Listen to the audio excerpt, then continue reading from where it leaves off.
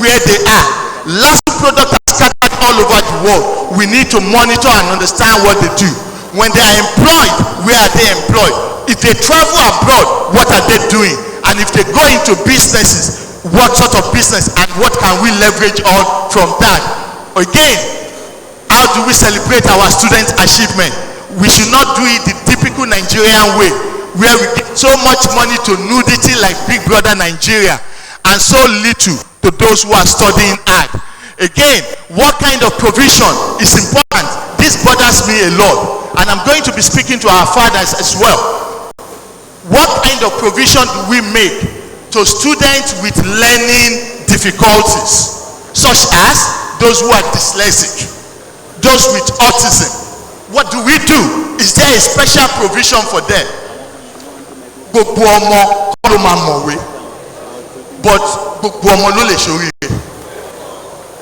Like my professors here know, ní ìlú òyìnbó, we have those they call dyslexia students. Dyslexia àrùn gbajúmọ̀ ni. Wallahi. Richard Branson is dyslexia. David Beckham is dyslexia. They are dyslexic people, but they still make it in life. But let me tell you what we do. If you are dyslexic, you need a medical report to evidence it. When exam is around the corner, what you need to do is to go to the registrar. I serve as registrar in the UK, and I went through this process. Tí a bá fún àwọn ọmọ ní exam 2 hours, ọmọ tó wà dyslexic 5 hours la máa fún. Ṣẹ̀rẹ̀ àwọn àjọ̀nú tó máa ń gbé ti tèmi wá express lọ máa ń gbà. Èmi lè parí in 2 hours. Àwọn àjọ̀nú ẹni yẹn go slow, pọ́tù ó pọ̀. Wàláì tẹ́ bá fún ní 5 hours ó máa padà gbáyé. But tó bá ní kó ṣe at the same pace with me, it cannot pass. Àwa dàbí pé olódo ni. I'm begging Lasu to look into it. How do we help children with learning difficulties? If we are able to help them, it will work. Again, is it possible for us? Is it possible for us and the elders in the Senate to look at the possibility of a receipt? Please, why am I saying this? Operation Amotekun, Operation this in the north. Let's compare apple with apple. My own wife studied in Zaria, and whenever it is summertime, ìgbà yẹn ló máa fi ń ṣe receipt iṣẹ́ tó bá fẹ́. In our own system, kò sí receipt carry over ló wà. The number of students with extra year our poor. Is it not possible for us to organize receipt for them in summer so that we can reduce the number of those who fail? If we do this, I am of the sincere opinion. Please, I want to say that I know some universities, and most of the private universities are doing it, and it is the same job market. Làwọn àtàwọn ọmọ tí wọ́n máa lọ, so we must not be disadvantaged. Again, Prof has made a lot of fantastic suggestions on other areas we can go to, and I know that the Vice Chancellor is a professor of environmental law, so one more nípa nǹkan tí mò ń sọ yìí dáadáa jù mí lọ. Can we look at the aspect of food processing, the eco-friendly plastic processing and recycling, green technology, issues of drug discovery, and many others? And finally, Prof talks about entrepreneurship. Ilé ajé lèkó. Tọ́ba sọ pé ajégúnlẹ̀, tàbá fẹ́ rí Christian èkó, ajégúnlẹ̀ ni. Ilé ajé lèkó. So we have the best of entrepreneurs here.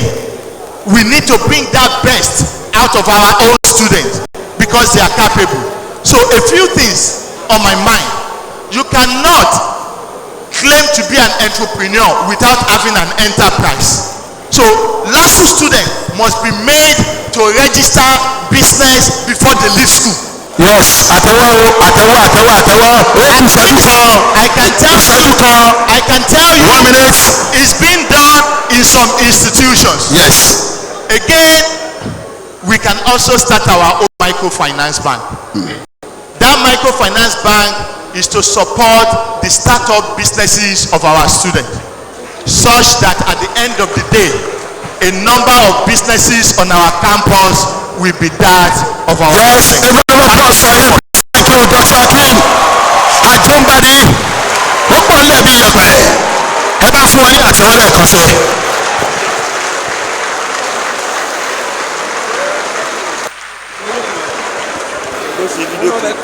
Àtẹ̀wọ́, a round of applause for Dr. Akin. Àjọǹgbàdì ó pọ̀ lẹ́bi yẹ̀pẹ̀. Bẹ́ẹ̀ ni àbí bẹ́ẹ̀ kọ́? Ọmọ Lásù náà ni. Orí ìlú jẹ́ fún gbogbo àwọn lẹ́kṣọ́rà tó kù. Ohun tó tiẹ̀ yà mí lẹ́nu ń bẹ̀ ni wípé wọ́n ń gbóríyìn fún ọmọ Àwórì ọmọ Àkẹ̀sán. Ìyẹn ló yà mí lẹ́nu. Ẹni tó lọ síwájú ààrẹ Muhammadu Buhari tó gbà mí ẹ̀yẹ gẹ́gẹ́ bí olùkọ́ àgbà tó dára jùlọ ní gbogbo Nàìjíríà. Ẹ bá ṣe látẹ̀wọ́. Pọ́fẹ́sọ̀ Ọlárẹ̀wájú ọmọ Fágbòhùn gbogbo ìgbà nínú mi máa ń dùn. Níjọ́ tí wọ́n announce as the vice chancellor of Lasu, èmi ni mo fẹ́ ka kókó inú ìwé ìròyìn jọ yẹn. Mo bá kó kàrámọ̀ kalẹ̀. Nígbà tí wọ́n announce báyìí pépà tó máa gbé láàárọ̀ ọjọ́ yẹn is on Friday. Mo wá ní kíkulé gbọ́ngàn sọ fún toko kádò ó gbọ́ kóró fún ọbẹ̀. Mo rọ́jú mo jorí así mo farabalẹ̀ mo jorí èrè. Àṣẹwádìí méjì lẹ́nu èmi nìkan ṣoṣooṣo ẹnu wá wọ́n kùsùkùsù bí ọṣẹ ẹgbẹ́ tí kí ẹgbẹ́ ẹni tí ò gbọ́ kó gbọ́ tẹ́lẹ̀ lọ́wọ́lọ́wọ́ wọ́n ti kéde rẹ̀ wípé ẹni tó jẹ́ kí wá ilé ẹ̀kọ́ Lásù ó jẹ́ ọmọ bíbí ìlú Àkẹ̀sán ọmọ Àwórì ni ọmọ ẹ̀kọ́ ọkọ̀ òkè ọ̀jọ̀gbọ́n Ọlárẹ̀wájú Fágbòhùn. Ṣẹ́ni tí mo ka news yẹn tán báyìí tí mo ka kókó inú ìwé ìròyìn yẹn tán láàyè wákàtí kan sí wákàtí méjì wọ́n gbé kúérì dé ni. Mo ní kí ló dé wọ́n ní wọ́n á ka news mo ń kí èèyàn mo ń forí kí ẹ̀ sí mo tún pa òwe mo tún ṣe gbogbo ẹ̀ mo ní yẹn ọmọ olúwa ni ẹ bá fún ọ̀jọ̀gbọ́n Fágbòhùn láti wọ́n lẹ́gàn sí. So I'm so proud of you, sir. Anywhere I am as a presenter on Radio Nigeria Bond FM 92.9 anywhere ni mo ti máa sọ pé ọmọ Àwórì lèmi àwa náà sì ní ọ̀jọ̀gbọ́n tó kàwé tó jẹ́ ọmọ Àwórì yìí. Thank you very much, sir. Orí ilé ní ìjẹ́ fún yín it's your pride it's your honour lágbára Ọlọ́run ọdún kan tó kù yẹn àlàáfíà lẹ́ fi lò ìfọkànbalẹ̀ lẹ́ fi lò ọlá Nabi Muhammad wala la hawla wala quwwata illa billah in Jesus mighty name we pray. Eriwo haya ẹ máa yanjú yìí tó kù fúnra yín. Nísìnyí we go straight to the next program which is the video clip of Lasu in the last 4 years. Gbogbo àwọn àṣeyọrí ilé ẹ̀kọ́ Lasu láàrin ọdún mẹ́rin tí ọ̀jọ̀gbọ́n Fágbòhùn tí wọ́n ti ń bá iṣẹ́ náà bọ̀. Ó yá who will do that for us? Àwọn tó fẹ́ ṣe video clip yẹn dà. Lagos State University through time, an instrument for global relevance. Lagos State University, the preferred university at the center of excellence, resumed academic activities in Ojo campus in October 1984. The bill formally establishing the Lagos State University was passed by the Lagos State House of Assembly and signed into law on 13th of June 1983 by the first executive governor of Lagos State, Alhaji Lateef Jakonde. Our founding vision is to provide Lagos State with the required human capital for the sustenance of a position as the commercial and industrial hub of the Federal Republic of Nigeria and the strategic transformation of the industrial capacity of the state in particular and the country in general. The 5 imperatives of this administration are to restore peace to Lasu, to foster high-level scholarship and create new knowledge, to consolidate on previous gains, to have clear roadmap for attracting funds, and to make Lasu a valued partner to Lagos State government and the nation. Guided by these imperatives, some of our achievements are restoration of peace and stability, constructive engagements, production of annual reports,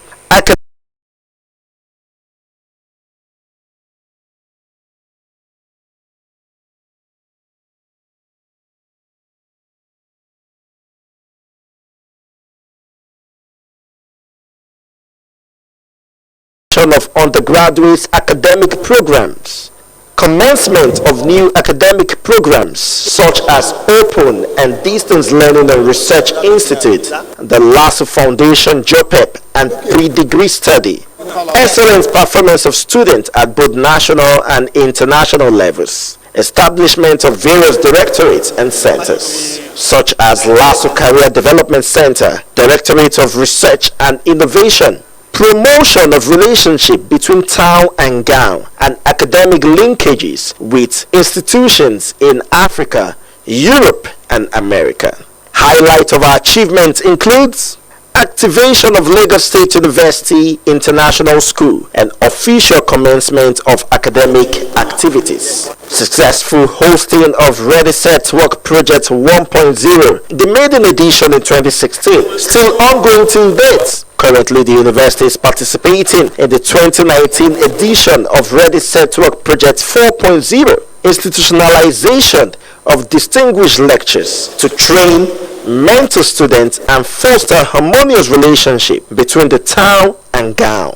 Construction and rehabilitation of road network in the university.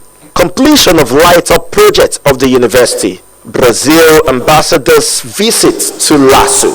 British High Commissioner was in Lasu. Justice Oguntade retired, was installed as a fourth Chancellor of Lasu at the 20th convocation ceremony in 2016. The 21st convocation ceremony was graced with the award of honorary degrees in 2017 to distinguished personalities in Lagos State. Hosting of the 22nd convocation ceremony was graced by the National University Commission Executive Secretary, Professor Rashid MNI, as the convocation lecturer, and former President of the Federal Republic of Nigeria, Chief Olusegun Obasanjo, GCFR, as the chairman of the convocation lecture. The convocation lecturer at the 23rd convocation ceremony was a Vice President of the Federal Republic of Nigeria, Professor Yemi Osinbajo, GCON, SAN, and the chairman was a former President of the Republic of Ghana, His Excellency Mr. John Dramani Mahama, a Pan-Africanist and elder statesman of impeccable stature. Successful conduct of 19 inaugural lectures from the 52nd to the 75th.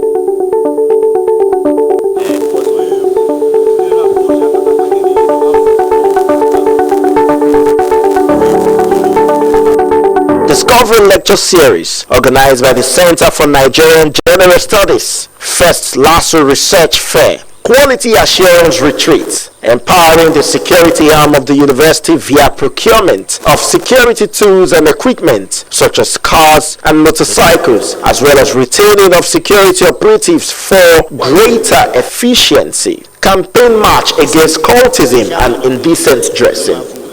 Lagos State University Excellence Award. A community give back project on medical outreach by Lasu Directorate of Advancement. Establishment and commencement of academic activities in the School of Agriculture Ekpe campus. Construction and installation of Lasu Make Smart Solar Street Lights. Introduction of electronic Senate session. Sponsoring the training of staff regularly. Virtual meeting with the University of Chicago on collaboration. Publication of University Annual Reports for 2016, 2017, 2018, and 2019 editions. Inauguration of committees for effective running of various organs of the administration. Signing of Memorandum of Understanding with Public Service Staff Development Center, Magodo, Lagos. Clean Lasu Initiative. Hosting the university veterans. Regular breakfast meetings with the Students' Union Executive. Inauguration of Lasu Integrated Data Center. Inauguration of Trained University Student Support Team, the Ushers. The freshmen for the regular and sandwich programs were matriculated as at when due. JAMB officials in training at Lasu. Rejuvenation of Lagos State University Center for Entrepreneurial Studies. Establishment of Lasu Career Development Center. Digitalization of Lagos State University records. The governing council members were not left behind as they also commenced e-meetings, National Workshop on Research Grant Writing and Administration in partnership with the Nigerian Institute of Advanced Legal Studies, the NUC, and the Open African Innovation Research. Celebration of Lasu scholars with CGPA 4.5 and above. There was an afternoon with Baroness Linda Chalker of Wallasey with a lecture titled Africa in a Competitive World Development and Business. Lagos State University won Africa Center of Excellence in Innovative and Transformative STEM Education, courtesy World Bank. The university celebrated the commencement lecture on the 14th January 2020.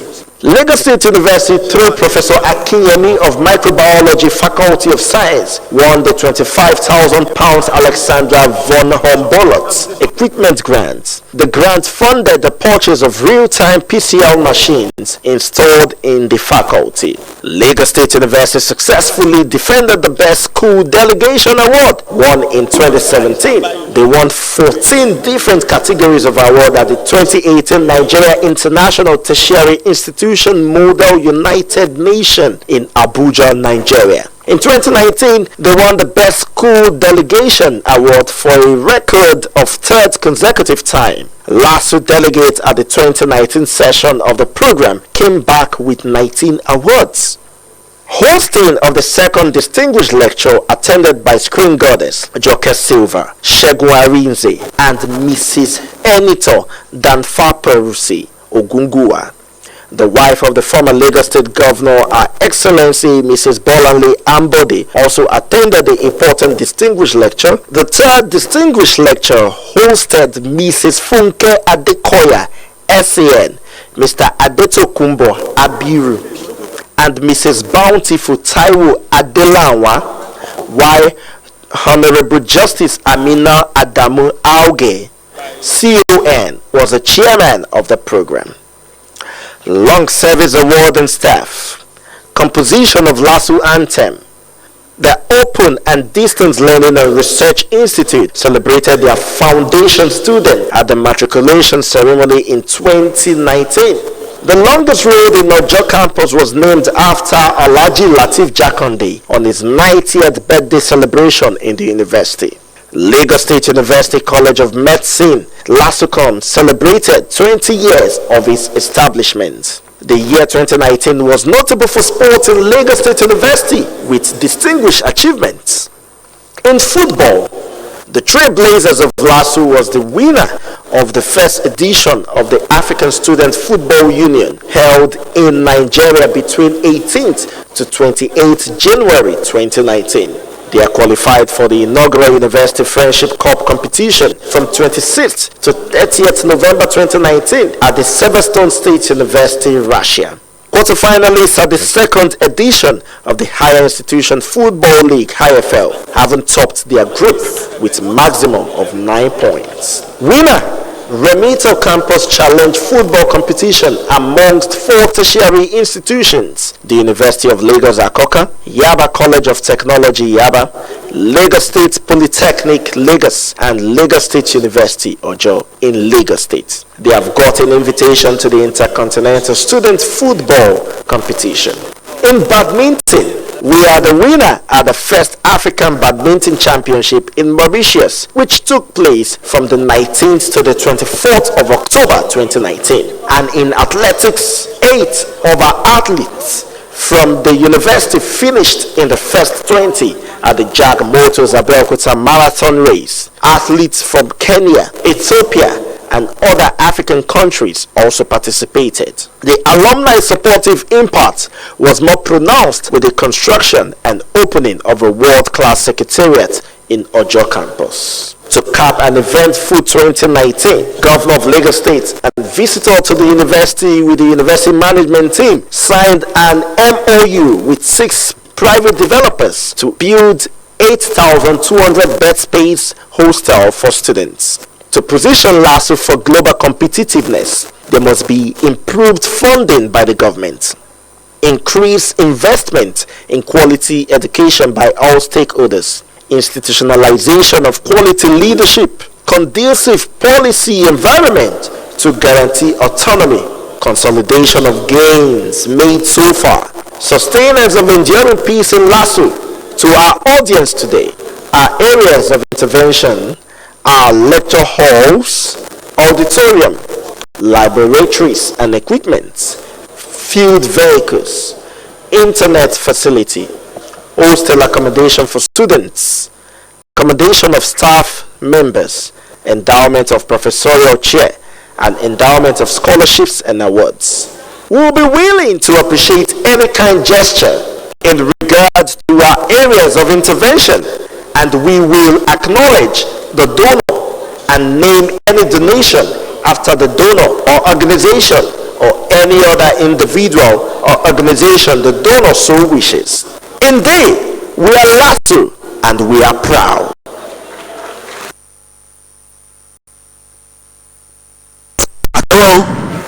Àtẹ́wọ́ for Lasu.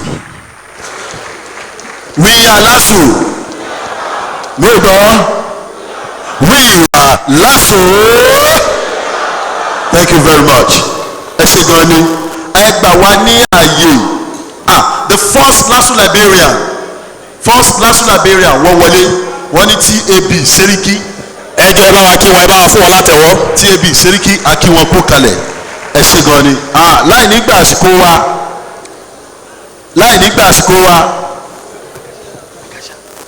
wọ́n ní kí prof kẹ́ má bínú wípé ilé Àwórì agbègbè tá a wà yìí Àwórì ni wọ́n ní ká Gàṣà ó kọrin díẹ̀ fún yín tá Gàṣà bá ti kọrin á wà lọ sọ́dọ̀ yín ká gbọ́rọ̀ yànjú bẹ́ẹ̀ bá ṣe ń délé ọ̀rọ̀ yẹn lẹ máa bá wa lọ sọ́dọ̀ jàǹdọ̀ ẹ bá wa fún wọn ní àmì ẹ̀yẹ àti àwọn tó kù ṣùgbọ́n ẹ já fún àwọn alágàṣà ẹ ní ìṣẹ́jú márùn-ún kí wọ́n máa bọ̀ alágàṣà ẹ ṣé wọ́n ti dé àbí wọn ti dé ẹ̀yin ẹgbàmí àgbà ìṣẹ́jú márùn-ún là fún yóò ibi iṣẹ́ wa that is salvation. I remain loyal, sir. Abdulaziz Adediran, the CEO Jando Foundation, all over 57 local governments in Lagos State. Bẹ̀rẹ̀ tí máa bá branch kọ̀ọ̀kan bẹ̀. Olójú àánú ni ẹlẹ́yinjú tí ń ṣàánú gbogbo mẹ̀kúnnù nílé Àwórì. Bàbá wa, ọ̀ya ẹ̀tọ́ stage. Àwọn alágàṣà ti dé o. Boys ṣàmàpé boys band on stage. Ọ̀nà ìṣe boys o. Men band on stage. Oya fami ìṣẹ́jú màrún náà o. Oya.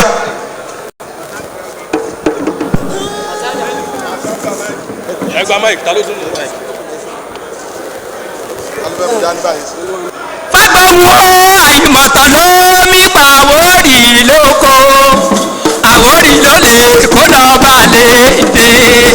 Ìmọ̀tàn ló mí pa Àwórì lóko. Àwórì ló lè kó lọ bá lè dé. Fágbọ́nwó àìmọ̀tàn ló mí pa Àwórì lóko.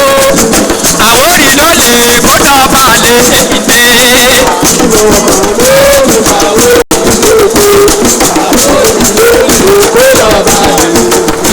Ẹni bá máa gbọ̀tàn ó wá lọ sí ìpàdé Àwórì ó jọba Àwórì làgbà. Ní bá máa gbọ̀tàn ó wá lọ sí ìpàdé Àwórì ó jọba Àwórì làgbà. Àìmọ̀tàn ló mi Àwórì lóko. Àwórì ló lè kó lọ́ba. Ọmọ bàbá kò mọ̀ pé àìmọ̀tàn ló mi pa Àwórì lóko. Àwórì ló lè kó lọ bá lè dé.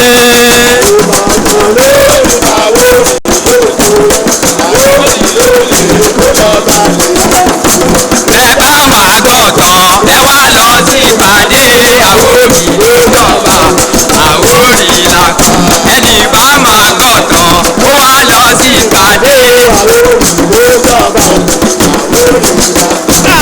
àìmọ̀tàn ló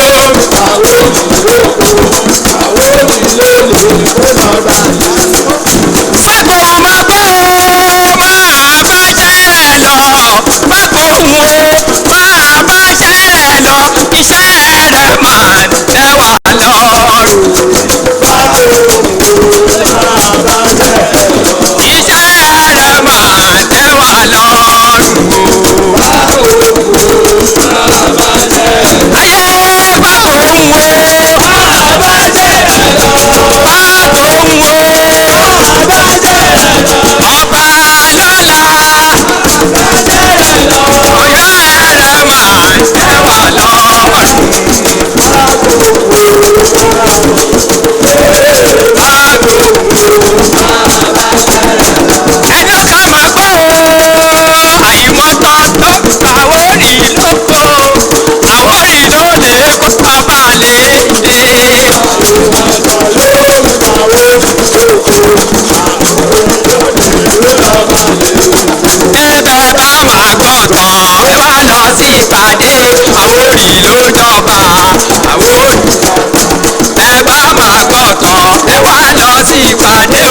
àwórì ló dọ̀gbọ́n àwórì làgbà àìmọ̀tàn ló mi gbà àwórì lóko àwórì ló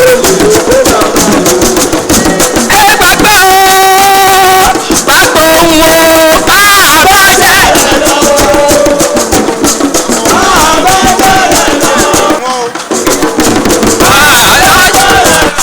gbàgbé òun o iṣẹ́ rẹ̀ máa ń tẹ́wà lọ́rùn o.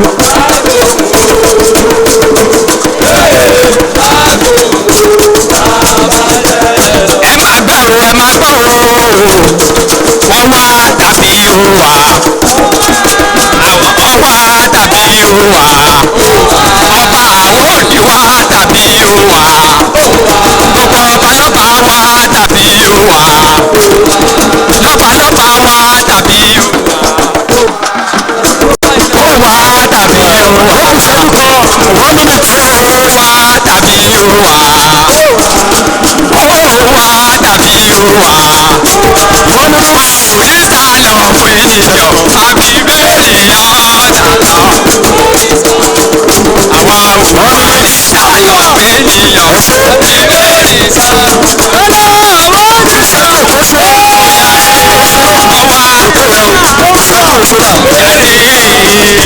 ẹni bá máa lọ kó máa lọ ẹni máa lọ kó máa lọ ìlọsùn ò lè dá oró kó máa lọ ẹni máa lọ kó máa lọ ìlọsùn ò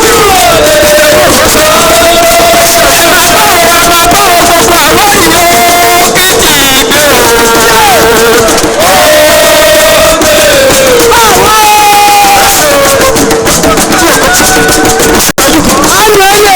kábíyèsí ti dìde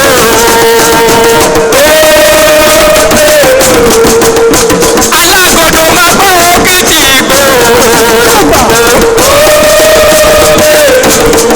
gbogbo lọ́balọ́ba kejì ìgbò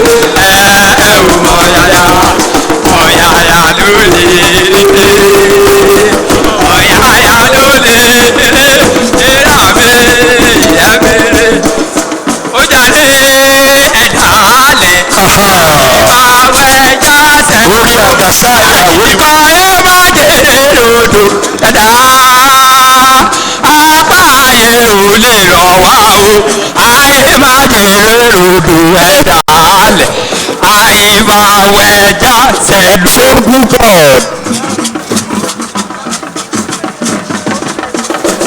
Hello.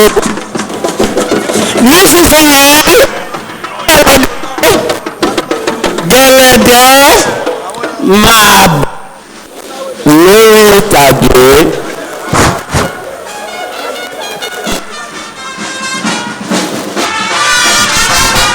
Láti ọ̀dọ̀ ọba Èkó láti ọ̀dọ̀ ọba Èkó Èkó lóyún ti wá o Bísí ẹ má bínú sà ọba Èkó ló fi ránṣẹ́ gẹ̀lẹ́dẹ́ rèé gẹ̀lẹ́dẹ́.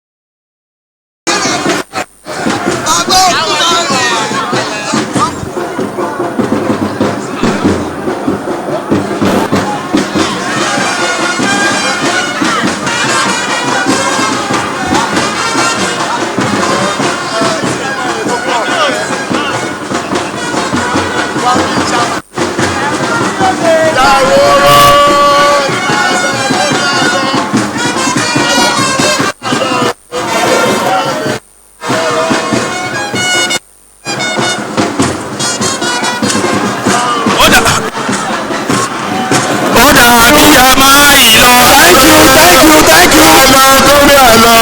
abiyamọ ìlọ. thank you thank you thank you thank you thank you. ẹ ṣé o.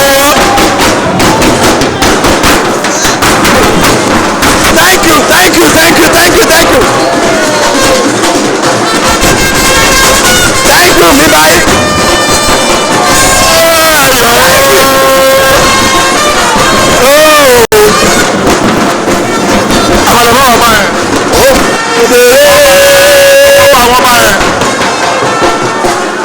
ẹ ṣé o ẹ ṣé o.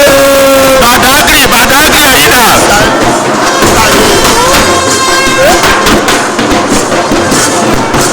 Salomo. ẹ ṣé ẹ ṣé.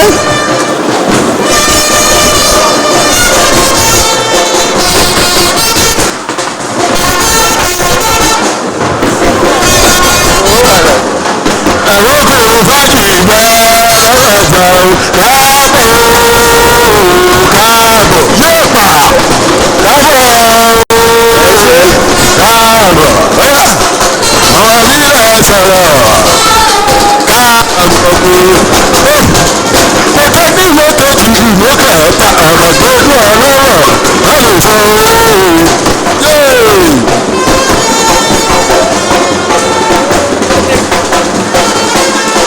ẹ ṣé o.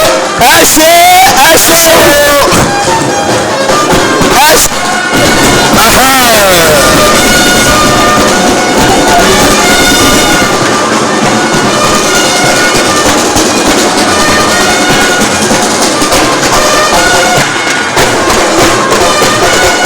àwọn ìbílẹ̀ Badagry. ẹ ṣé ẹ ṣé o ẹ ṣé ẹ ṣeun gidi gan. ó yẹ ẹ lọ ṣògo. àdúpẹ́.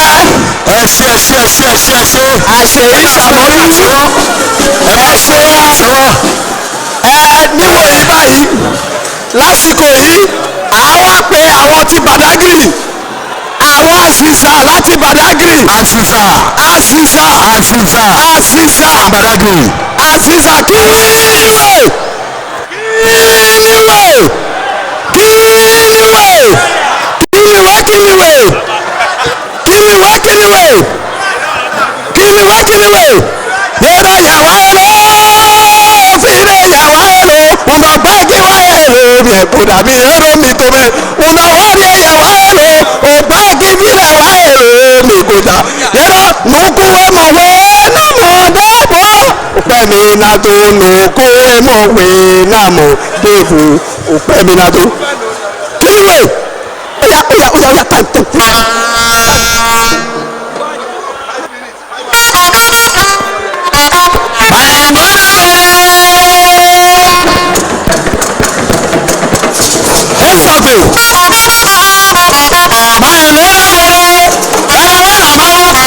Pẹ̀tọ́gù máa rí lábẹ́rẹ́ pàgbẹ́dẹ́.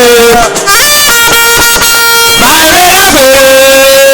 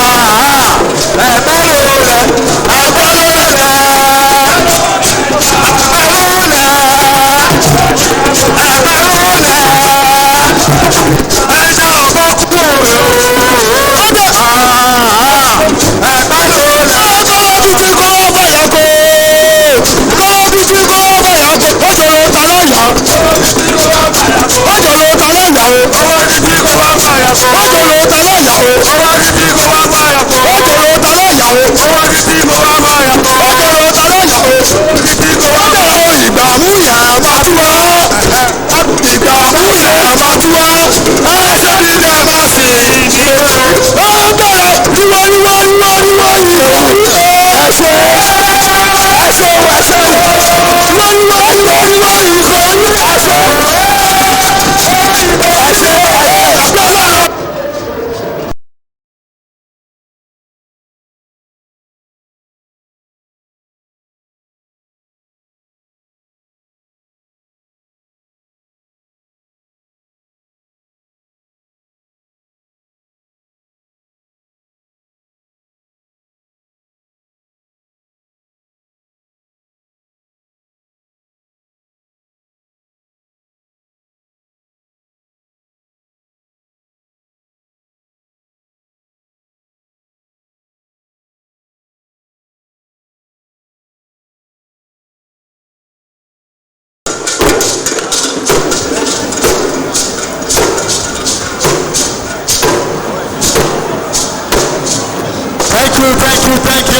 Thank you.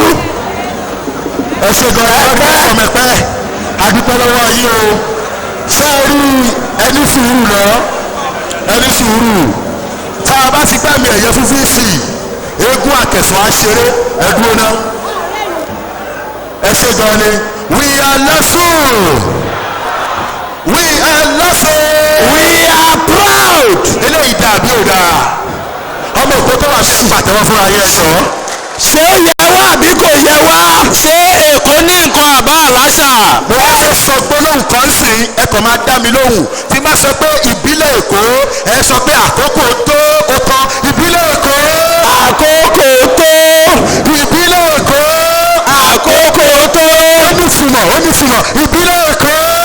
Àkókò ńlá ti tó. Àkókò náà tó it is time. Ẹ jẹ́ ká gbé àmì ẹ̀yẹ fún àwọn tó tọ́ sí. Ẹ jẹ́ kí a gbọ́ ọ̀rọ̀ pàtàkì láti ọ̀gá wa the vice chancellor of our great university ọ̀jọ̀gbọ́n ọ̀làníwájú àgọ́ àgbò láti wá fún wa ní ọ̀rọ̀ ìyànjú àti ìṣenilákin tí gbogbo ìwúrí tí wọ́n ti rí látàárọ̀ yìí bó ṣe jọ wọ́n lójú púpọ̀. Ẹ bá mi fún wọn ní àtẹ̀wọ́jọ ìlànà wa plus. Ẹ bá wa pàtẹ́wọ́ mi wá sí pé náà bẹ́ẹ̀ ṣàṣẹ lọ ṣe mi wá sí pé. Ẹ jọ̀ọ́ ká máa fi àsìkò yẹn náà kí í pé.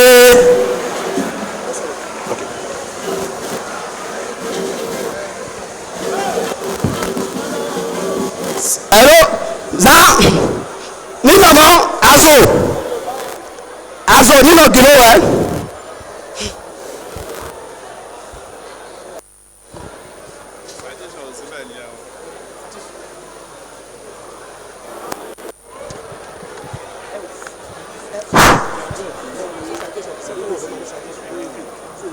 We are Lasu. Proud. We are Lasu. Mo kí gbogbo àwọn lọ́balọ́ba wa. Mo kí gbogbo àwọn òjòyè tó wà níkàlẹ̀. The representative of Mr. Governor, Mr. Bonu Solomon. Mo kí yín. Alága àjókòó ẹni Dr. Adedosunmu, President of Eko Club. I welcome you and I thank you, sir.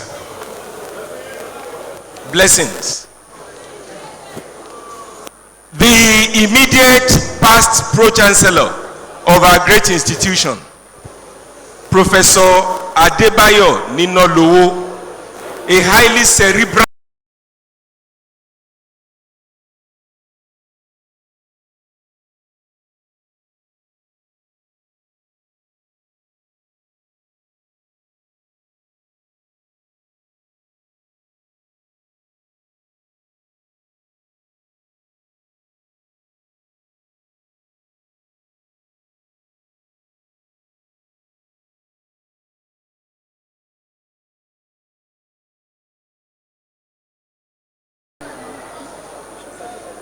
tọwọ́tọwọ́, a former Vice Chancellor, Professor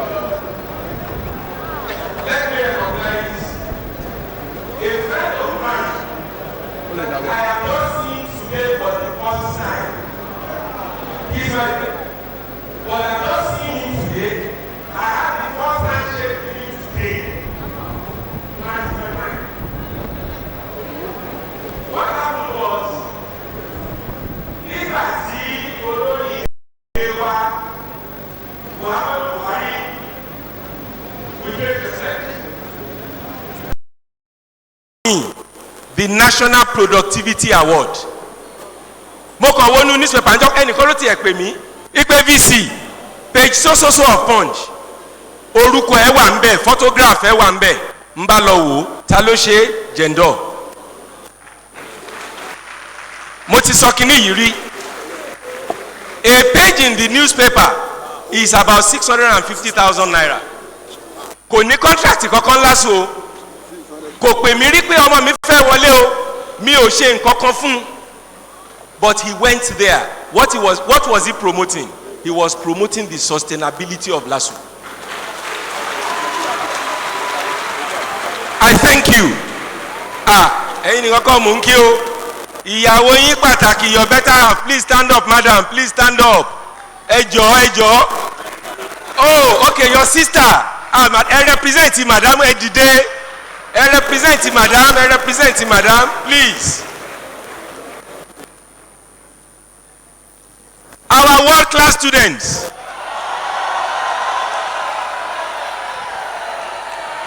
My great colleagues. Ẹ jọ̀ọ́. Ó bẹ̀ yín mo tọrọ gáfárà mi ò ní sọ̀rọ̀ ju 5 minutes lọ. Ẹ jọ̀ọ́. Ọjọ́ ìní yìí ṣe pàtàkì. Ó ṣe kókó. Bí wọ́n ṣe invite gbogbo èèyàn tó wà ń jókòó tó jẹ́ guest. That was I was invited with my management. This program is not a program of the management. This program is an initiative of all the 5 divisions of Lagos State. I thank you. Ṣẹ̀wárí, àtẹ̀wọ́tẹ̀ ẹ pa fún wọn yẹn, ṣáàmọ̀túmọ̀ ẹ̀, ó lè má ti yé wa. What is this initiative? Kí ni kókó nǹkan tí wọ́n ń sọ? Kí ni kókó nǹkan tí wọ́n ń sọ?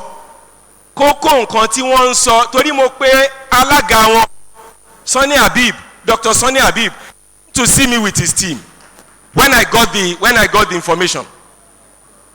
Mo pe alága wọn, mo ní èwo ni Ibile dé tẹ́ fẹ́ ṣe.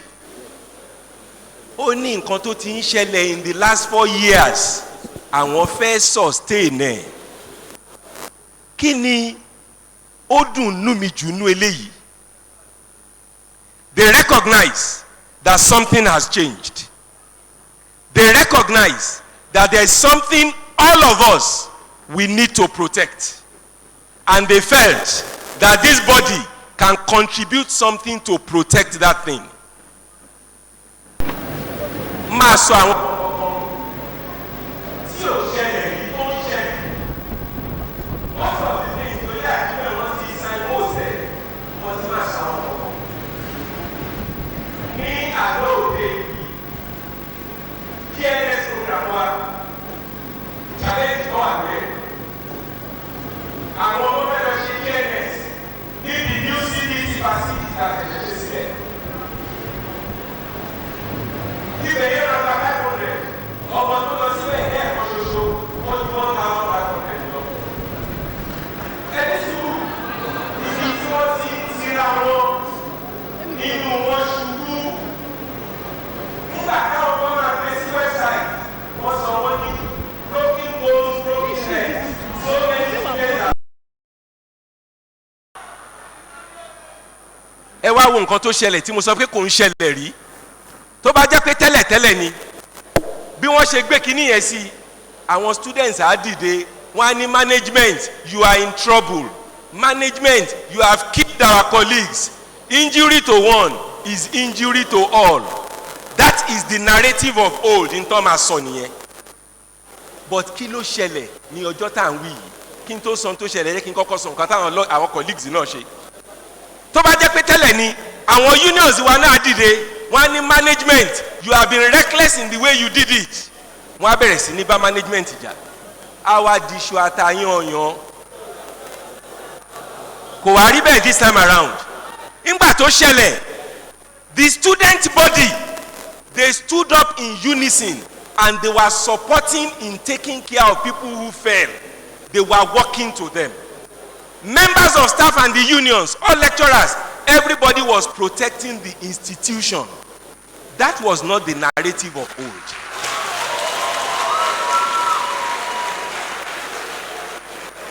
That means pé orientation ó ti yàtọ̀. Ìsìn àríra wa pa ń bára wa jà mọ́ àti wò pé all of us àti management o àti student o àti staff o àti unions o we are all working together as one. Ẹ̀sìn yẹn lé ní. Èjì nígbà tá a bẹ̀rẹ̀ ní 2016 student union gbẹ̀ntúká ni àwọn kan á láwọn stakeholders àwọn kan á ní àwọn parliamentarians àwọn kan á láwọn esco bọ́n ṣe máa gẹ́ra wọn léègé tó máa bára wọn jà ní tó máa ń ṣẹlẹ̀ nìyẹn. When we did the inauguration of the student union about 4 days ago, that was on Monday, àti parliamentarians àti esco àti judiciary all of them were working together as one. President of the students union, please stand up. Speaker of the student union, please stand up. All the student leaders in the hall, just stand up. All the student leaders, these are the great minds. Àwọn ọmọ yìí ni. They are no longer in competition. They are working together as one. Thank you, God bless you. What are we trying to sustain? Kí ni nǹkan náà tá a fẹ́ protect tí Ibile fi dìde wípé àwọn fẹ́ protect nǹkan tó ń ṣẹlẹ̀ lọ́gbà yìí? Without peace, we will not have development. All of these people who are coming to invest, people like Jendor will invest in this university. All of these people who are coming to invest, I am aware that Awori Welfare, they have just submitted a proposal. They want to build a house. They want to build a theater for this university. All of these people who wants to put their money here, wọ́n ní mówó wọn wá tíjà tán bá rí pé university tó ń jà ni. But tán bá rí pé university yẹn nǹkan ń lọ déédéé, ìyẹn lọ́kàn wọn máa balẹ̀ páwọn máa wá. Tá a bá máa kú òǹbí ilé ni, àwọn nǹkan kan wà tá a gbọ́dọ̀ gbé lọ as misconception. There is no conflict between indigenes and non-indigenes. There is no conflict. Ẹ jẹ́ n sọ fún yín, ṣẹ́rí àgbájọ ọwọ́ kábíyèsí ẹ̀yin alóyè mi gbọ́dọ̀ kòwé wájú yín ẹ̀yin bàbá wa. Àgbájọ ọwọ́ la fi ń sọ̀yà, ọwọ́ kan ò gbẹ́rù dórí. We must recognize what this Ibile Day is all about. It is to ensure that nǹkan tó jẹ́ tọmọ Èkó we are given a pride of place. That is the goal. Nǹkan tó jẹ́ tọmọ Èkó they are given a pride of place. But it is not that ẹnìkan kó máa lọ, we must work together as one. Without that, ṣẹ́rí nǹkan kan wà tí àwọn olóyìnbó ń pè ní diversity in action. Tí ò bá sí pé àpapọ̀ ọwọ́ different ideas from different places collocating together, you will not see that traction in action. All of us must come together. Wọ́n ní tí a bá wo dúdùn fọ̀n, àhọ́ra dégun. tá a bá wo pé wọ́n rẹwà jẹ so a gbọ́dọ̀ báyọ̀ kọ́kọ́ ṣe èèwọ̀ ni things will not work. That is not the narrative. Ibile, I believe what you are pushing is that whatever belongs to Lagosians, give them a pride of place. That is the point. So we must not live here with a narrative of ní bára wa ṣe, a gbọ́dọ̀ máa bára wa ṣe. We must work together.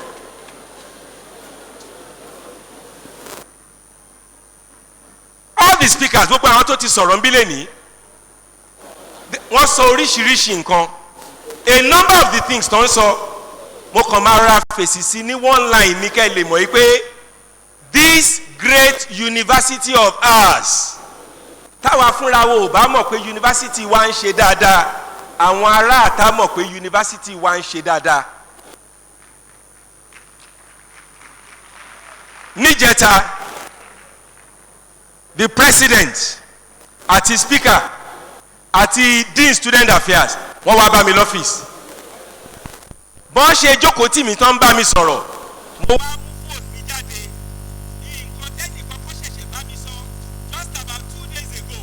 Mo fi hàn wọ́n from far away Romania, from the US, from Canada. Àwọn èèyàn kọ lẹ́tà sí wáyé pé they want to come and train staff and students of Lagos State University in robotics.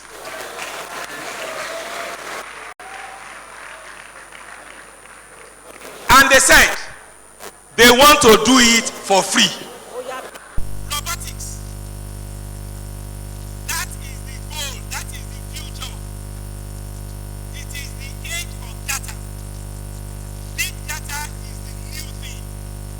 And at the end of the day, if you are not involved, artificial intelligence, you cannot be there.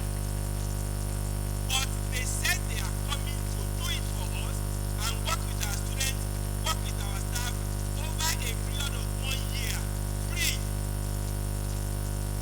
Professor Smith is only good governance in our products. Good governance láàrin students wa, òun ni nǹkan tí mo sọ lẹ́ẹ̀kan yẹn. The students recognize that they must work together. That is good governance. Our unions have recognized that they must work with management. That is good governance. Management must remain responsible. Union must remain responsible. That is when this university can be sustainable. Otherwise, eré là ń pa fúnra wa, irọ́ là ń pa fúnra wa o. Another thing that Professor Smith said, mentorship of students. We have a career development center that is so busy changing the lives of our students. Entrepreneurship, we are doing a lot in that space. Celebration of our students. Ní oṣù kẹrin ọdún tá a wà yìí, gbogbo àwọn ọmọ wa tó ti ṣe dáadáa, whether ní sports ni o, whether ní academics ni o, whether ní socials ni o, whether ní student relations ni o, we will honor them in this auditorium and we will invite everybody. The program is already there.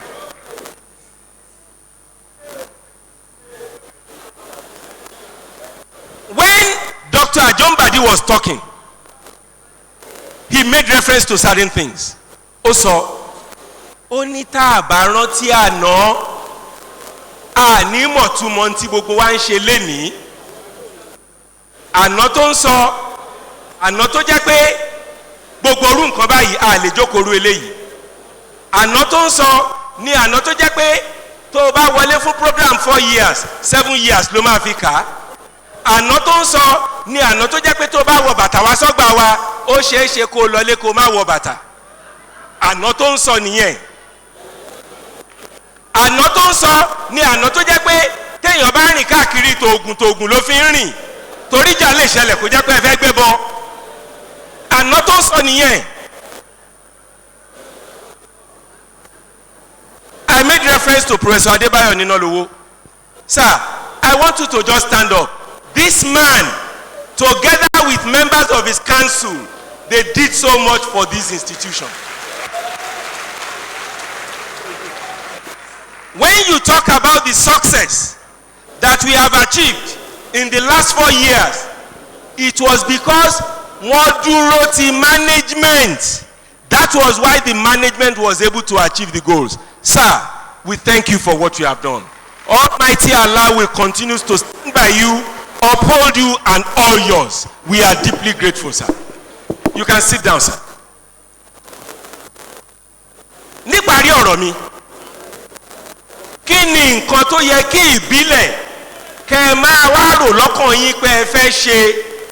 One, how do you partner with everybody, non-indigenous, state government, everybody? How do you partner with them to ensure that we don't go back to that past? That is your role.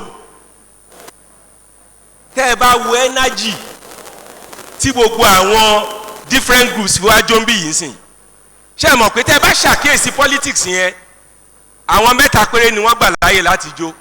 Ìkíní wá jó, ìkejì jó, ìkẹta jó, then àwọn Lagos Island ní kílẹ̀ mean ẹ̀yin nìkan ni àwọn náà máa jó.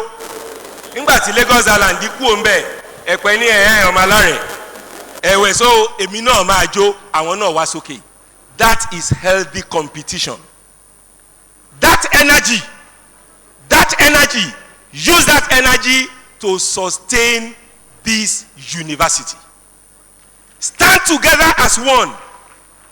I tell people, in less than 1 year, I will go. And I am happy. Nǹkan kan wà tí mo ti sọ lẹ́ẹ̀mẹ́ta, máa sọ lẹ́ẹ̀kẹrin lénìí. I am a fulfilled man.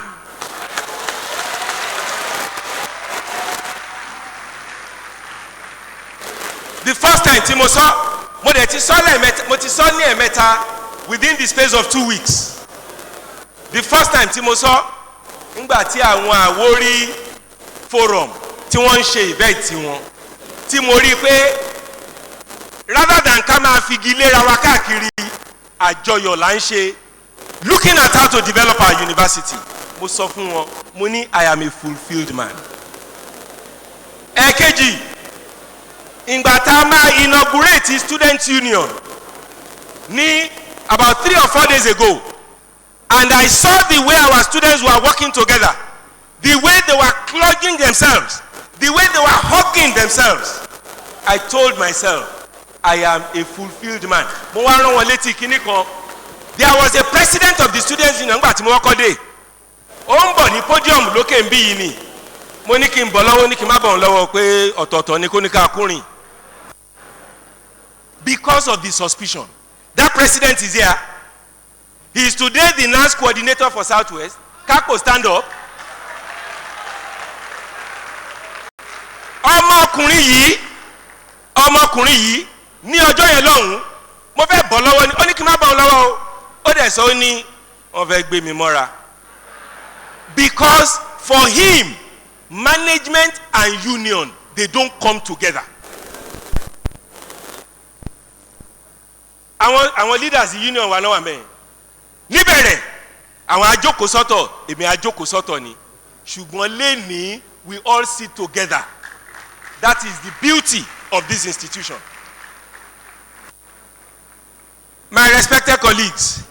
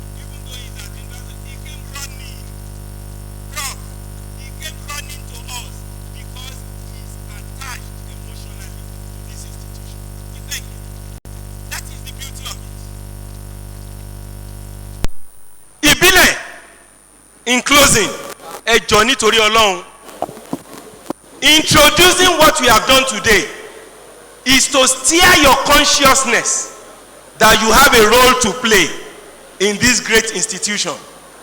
When they made reference to Professor Lee as the architect of this institution, when they were working on the papers to set up this institution, he played a human role. At a point, he was the chairman to set up this place. Let these people continue to smile when they see the institution doing well. Let our royal fathers continue to be happy with us when they see the institution doing well. Let all these great statesmen who have come to share this day with us, let them be happy that they have an institution. It takes time to build an institution. It takes just one day. It takes ego, unnecessary competition to destroy that institution. We must not allow that to happen. I plead with you, recognize what we have done, work together as one, and Lagos State University will be the university to be. I thank you.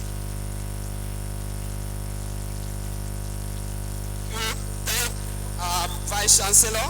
A round of applause for him, please. Mi hùwà sí pé ná Vice Chancellor mi tàn. Ẹ bá wa fún wọn ní àtẹ́wọ́ tó dàbí ara ojú. Yes, sir, Vice Chancellor, sir. That is One thing, sir. Before you leave this university, I am begging. If it is one sentence in Ogu language, I want the office to teach you, sir. Ogu language. Taba ní pé nàwẹ̀, ẹ máa ní dàgbẹ̀wẹ̀, nàwẹ̀, nàwẹ̀, dàgbẹ̀wẹ̀. ẹ bá fún bíìsì láti ẹwọ́ ẹjọ́. Thank you, sir. Ẹ ṣe gẹ̀ẹ́rì sà. Very welcome, sir. We appreciate that speech. Without wasting much of our time, we go straight to the presentation of our award. Kí bàbá wa Professor Lee kí wọ́n máa gbáradì. Ẹ bá bá fún ọ̀jọ̀gbọ́n Fágbóhùn lábì ẹ̀yẹ. Ẹ bá mú jáde ẹjọ́.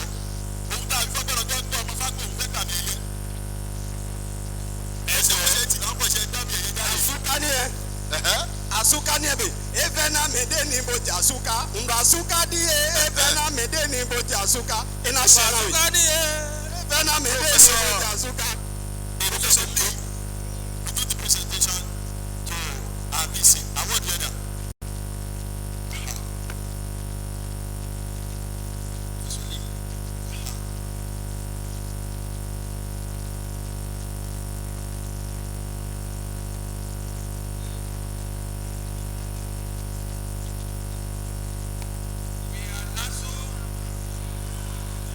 We are Lasu.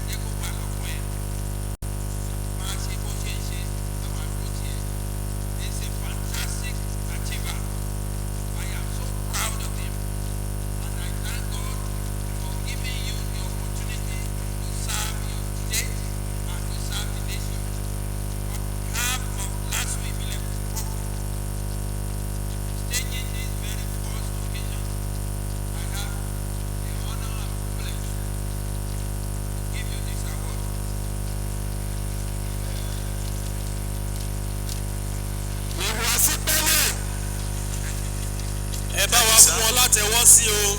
That is a word of excellent achievers. A word of excellent achievers goes to the Vice Chancellor of Lagos State University. Ọ̀pọ̀ àwọn olùkìtì gbé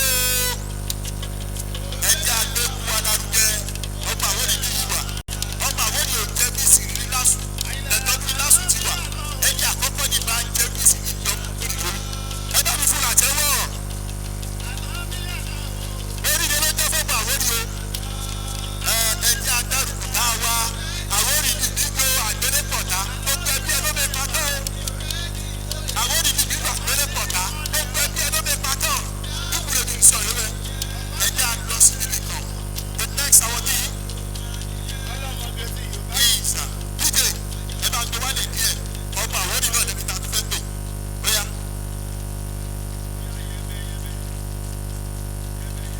èèyàn pàtàkì tó jẹ́ ní pàtàkì tó ti lapa rere nínú ìgbésí ayé ọ̀pọ̀lọpọ̀ ní ìpínlẹ̀ Èkó yìí ni ẹni tó tún kàn tí a fẹ́ fún ní àmì ẹ̀yẹ báyìí in person of Mr. Abdulaziz Ọlájídé Adédìran chairman The CEO, lead visionary the Lord Visionary, and door Tell the foundation. foundation, the son of the son. ẹ bá All mi the máa way from pàtẹ́wọ́ fún ọ. Irene. Ọmọ àwọn orílẹ̀ èdè náà fún ní àtẹ́wọ́. ẹni gúgúrú tó ń pẹni gúgúrú ránṣẹ́ And we call on Mr. èèyàn Henry. lẹ́gẹ́lẹ́gẹ́. Mr. Henry. Mr. Jando, you can stand here, please. Mr. Henry Ujo, wọ́n bá wa ka recitation wọn díẹ̀. orí àṣù. Wọ́n bá wa ka díẹ̀ nú ẹ̀. Ujo. Dr. Henry Ujo.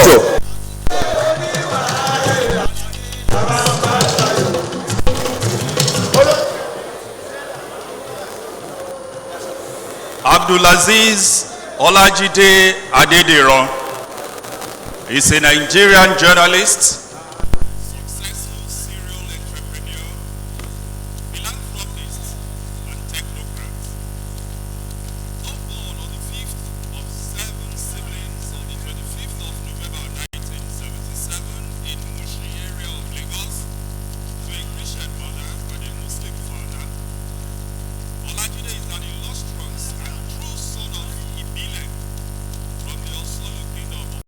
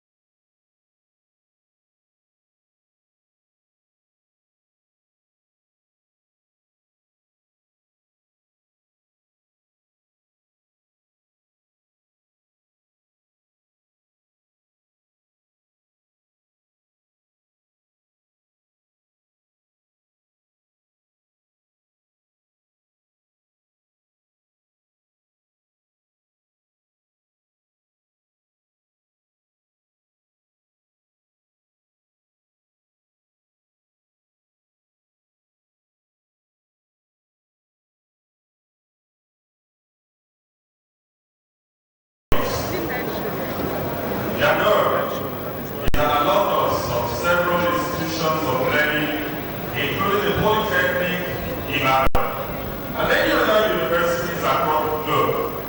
He is a recipient of many professional and non-professional awards for his remarkable strides in his profession as well as his humanitarian endeavors. Olajide, liberal to religion, is a devout Muslim and is happily married with children. This award is given to him in recognition of his selfless service to indigents of Lagos State across the 5 divisions.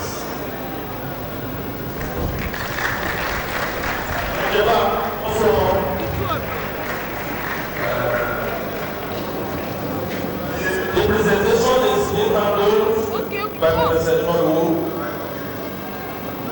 He said we were supposed to be showing the two of them. He said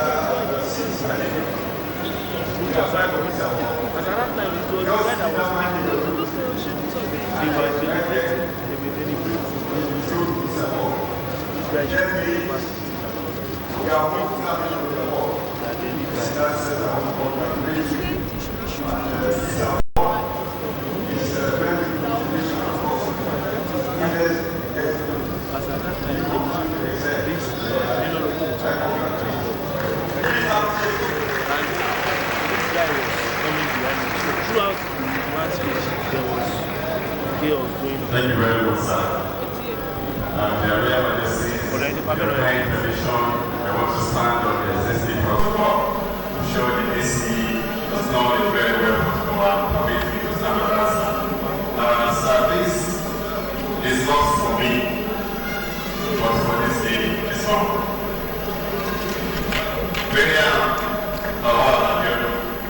I'm dedicating this to you.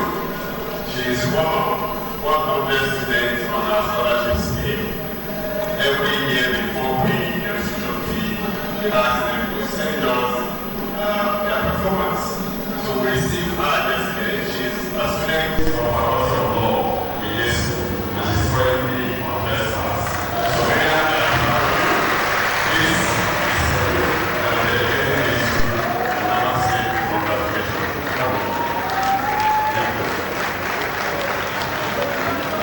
Before leaving here, I would just want to say a few things.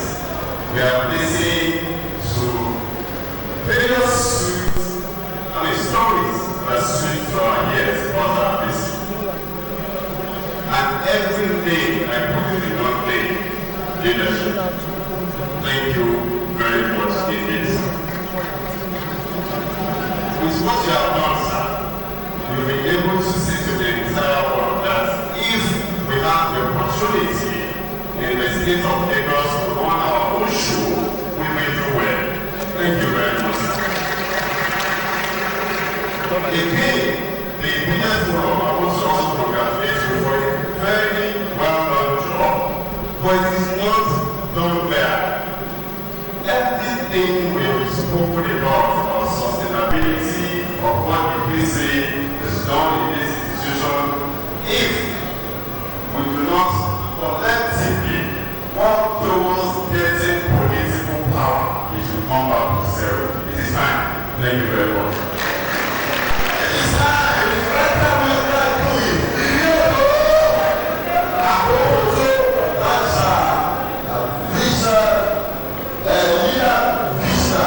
Is ready to lose. After this, I will let go. Thank you so much. Lucy, I will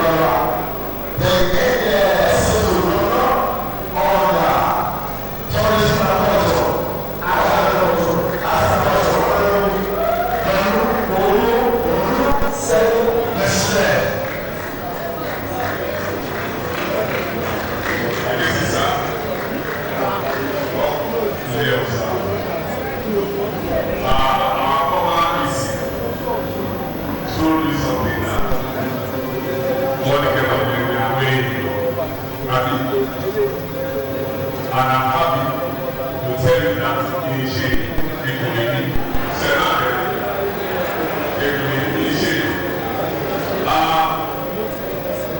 this is how you have audaciously changed the narrative of Lasu. We are proud of you. God bless you. Last Monday at ESCO meeting, we invited Professor to come and speak to the ESCO over the issue of Lasu and avoid what can the current government of Lagos do to improve the standard of Lasu. We want to see Lasu a few years ago to have 20,000, 50,000, 100,000 students. Is it possible? I'm not sure that it's possible. If you can do it, then you can do this in this. And you have set up the machinery. May God bless you, sir.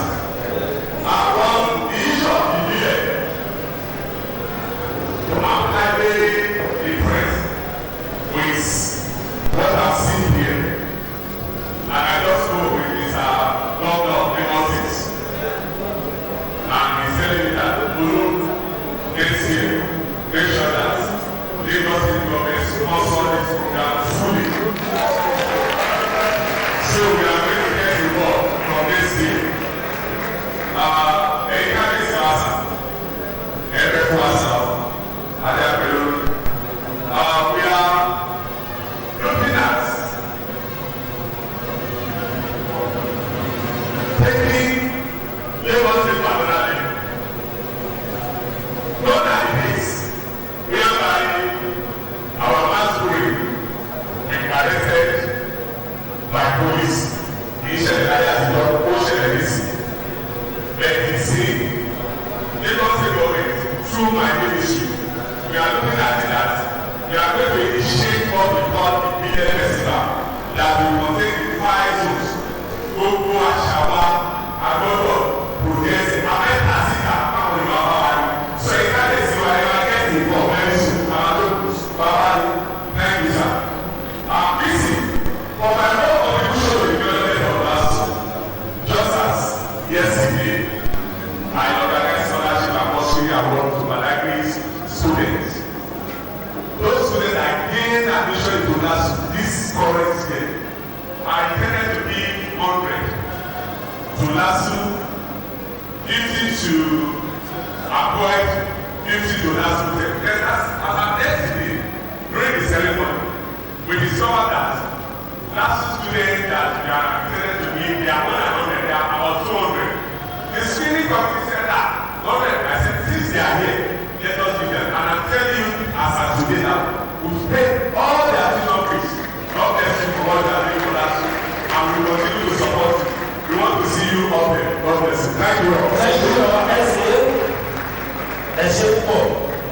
next on the list of our needs is Dr. Adedosu. This is an application award. Dr. Adedosu, President of Dr. Adedosu. why do you want Professor A.O.K. Noah to present their award? Do you justice to that?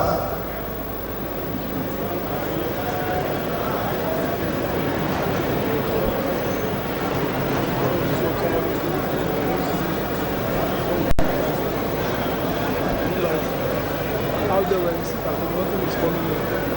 But it's better you get that news and be out there than you have worked with this person like 2 times. But it's not that like we are seeing them usually just to satisfy them.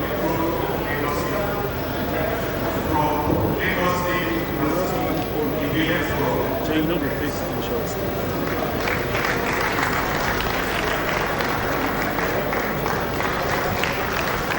Thank you very much, Dr. Adedosu. We appreciate your efforts. Now, We move on to Professor Oluwole Smith. the senior advocate of Nigeria, Professor Oluwole Smith, an appreciation award, Professor Senya Bakari To present that award. Senya Bakari to come forward for the presentation. Senya to Bakari. Ẹ̀rọ àbúrò ọmọ àwọn olè mi lè kún lẹ́yìn mà. Àti bẹ́ẹ̀ bí àmì ẹ̀yẹ fún bọ́dà rẹ̀. Ó lè dáná ní Sẹ́sàtò brother. Bẹ́ẹ̀ni, ọkọ̀ ìfowópamọ́ ìjọ ìjọ gbogbo. Dr. Akin, ó pọ̀ pẹ̀lú ìyẹ̀wò. Ó pọ̀ pẹ̀lú ìyẹ̀wò. Wọ́n á ti gbà ní lọ́dọ̀ àti Amẹ́ríkà. Nígbà wọn lásìkò ọwọ́ mi. God bless you, sir. I love you.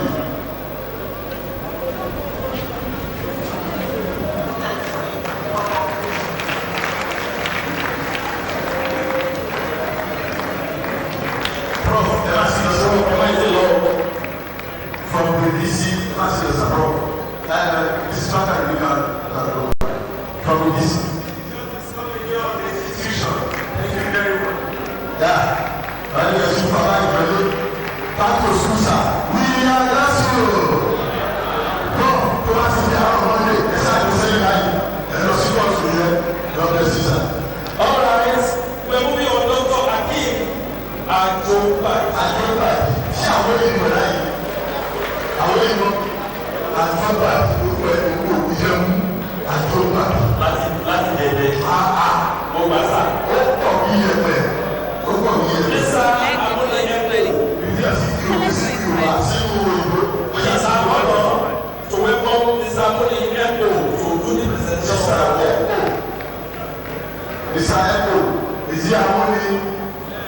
àwọn ìdílé méjì sọ àtìtọ̀. nísìnyí ẹ̀yin ilé ìyá náà wọlé tó.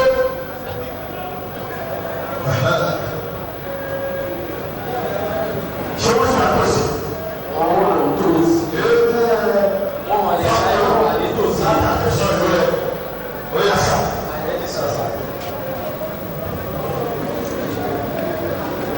Dr. Hakim Adoba, this is presented to you on behalf of Lasu Ibile Forum for that deep and strong presentation. Thank you so very much. I appreciate you. Dr. Adoba yìí máa ṣe lọ sọ̀rọ̀ yẹn fún ọdún dísì. Ẹ̀yin ẹ̀ padà sí skul yẹn tó bá ti dé lọ́dọ̀ ẹ̀jọ́ bá ṣe sẹ́kùn yìí ẹ̀jọ́ sókè ká ìṣẹ̀lẹ̀ yẹn. We are Lasu. We are proud. Dr. Sofu ẹ̀yin lè lọ sà láti ilẹ̀ ìbọ̀dọ̀ sọ̀rọ̀ yẹn. Àbí ẹ̀sìn Dr. Sofu sọ̀rọ̀ yẹn from Lasu. Yes. Ó ká ní ilé yẹn. Dr. Sofu ẹ̀yin lọ go back to school. Yes. When you give them Operation go back to school. they will make sure they do that thing to right into this in Nigeria. Once they want to share it, they want to get their own mentality. When they do their thing, but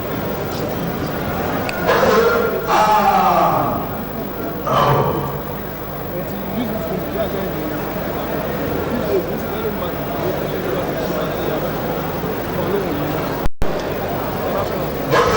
Kí àwọn ọ̀gá ẹ̀jẹ̀ àgbọ̀n fi Professor Lee tí wọ́n fẹ́ bá wa sọ̀rọ̀. How we present from abroad, Professor Lee. Yes.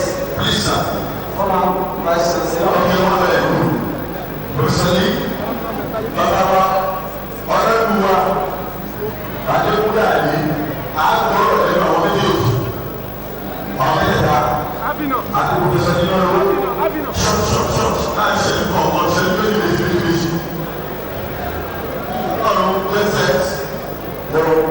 These distinguished people have to share with us from their wealth of experience. If they don't say something, then today will not be complete. Can we put our hands together for the veteran administrator, Aaron Papa Lee? Thank you very much, sir. You're most welcome to the podium. Vice Chancellor, sir. The former Pro Chancellor. Biggest speaker. And my own president and chairman of the I have prepared something to deliver here. But after listening to the duo of Professor Smith and my own son, my new wife, I think I should just concur. I want to say I take all that you have said, particularly at nobody, what the transformation in your own self. And I am not surprised, oh my God, you have demonstrated today. And that reminds me of Professor Authority Place. And it's portrayed in the TV. Now, coming to Ibile,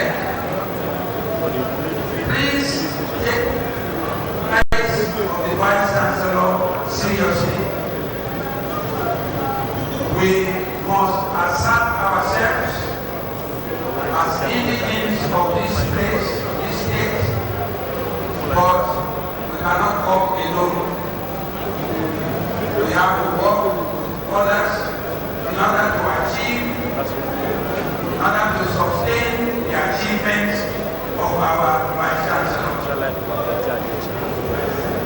There is a lot on ground already. The timidity of the Ibile people, the timidity. We don't want to stretch our neck. Let Ibile, you must be able to say something reasonably, courageously, as long as you are pursuing your own interest. Today is a very day that I'm so happy because of all that I've witnessed. And if you go down in my personal life as a day that I saw something different in Lasu. Something very significantly different. And that is attributable to the leadership role of Professor Lasu and our dear Professor Fago. If you cannot manage both, then you cannot succeed.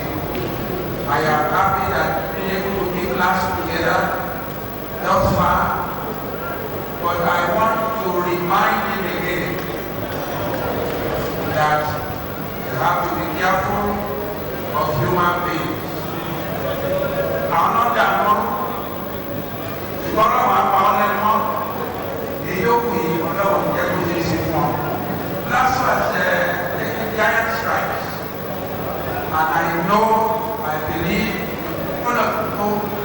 management, students, the leadership working together, the sky will only be the limit.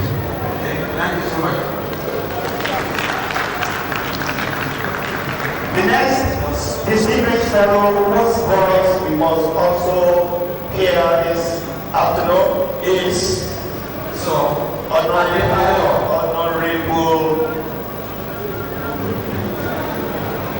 Honorable Ali for 120 seconds.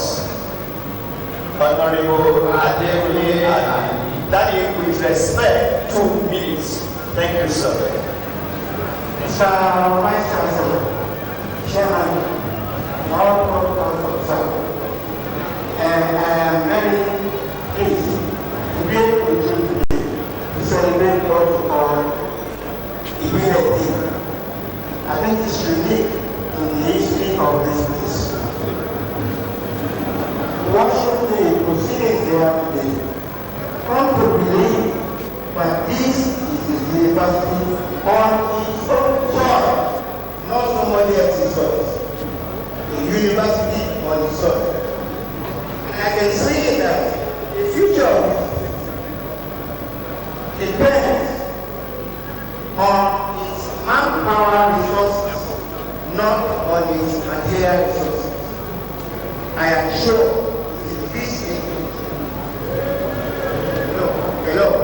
is this institution which will make that a possibility.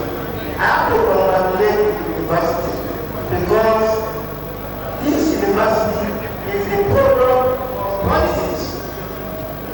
If you are not for those politicians in those days, of which I was one of them, conceived the idea of setting up a university to serve this thing, we would not have had this.